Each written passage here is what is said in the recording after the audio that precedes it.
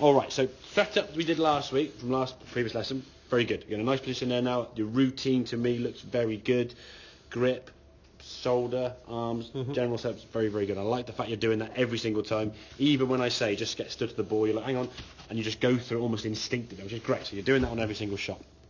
The thing with the driver, and in some ways we had with the irons, okay, you would get to the top of the backswing and just, I think, just the general tension sort of situated in there and in the sort of right shoulder and just your arms in general meant when you try to bring that golf club down, your shoulders would start lunging and the arms would start moving outside. So rather than the arms moving down this way, the arms started moving out this way towards the golf ball, as you can see, and the club now getting a little bit steep. And if you come in sort of pre-hit position about here, okay, we can just about see a little bit of logo on that glove. So the little Velcro patch there we can just about see, and the V there looks like halfway between you, each side of the hand. Okay, now this on the right hand side, after we did the drill where we tried to get you hitting the golf ball literally over there somewhere, as in the toe of the club hitting that bag, okay, you look at the difference now in this swing here now. Okay, so the arms start working down a bit more as we come to that same position there. Okay, the logo now is gone.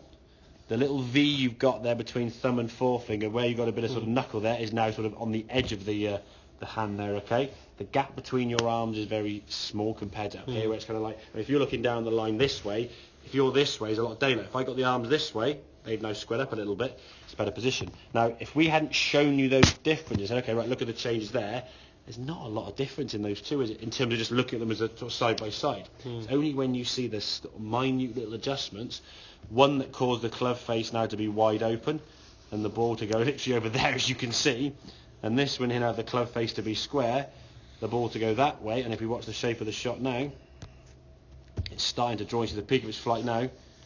He's drawing back towards target, so it gets to the top of the flight there, and you've got your draw back and the ball going down the fairway. I think ended up about 5-10 yards right of target, okay? So that small, minute little movement from the top coming down and allowing the club to catch up, as opposed to this pulling with the arms. And if you get from the top, and again, a lot of times we said when the game's not going quite so well, and a lot of other sports people think it's going wrong, momentum's being lost, hit harder. Just do something to make more pump in the game.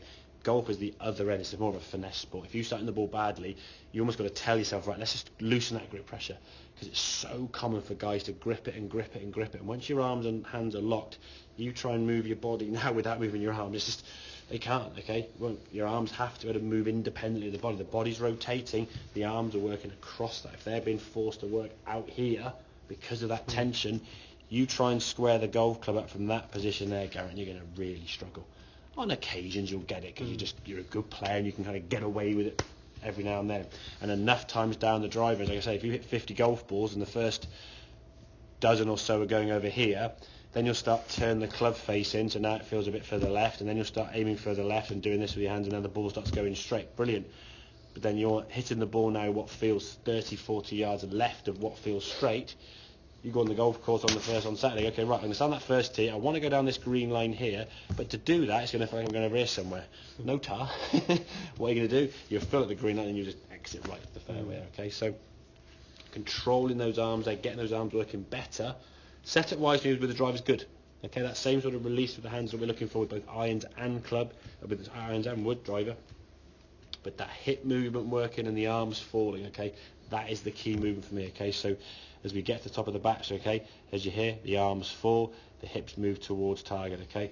You get your arms back under your shoulders a bit more, you can release the arms a lot more effectively, square that club face up, yeah? Make sense, Enya?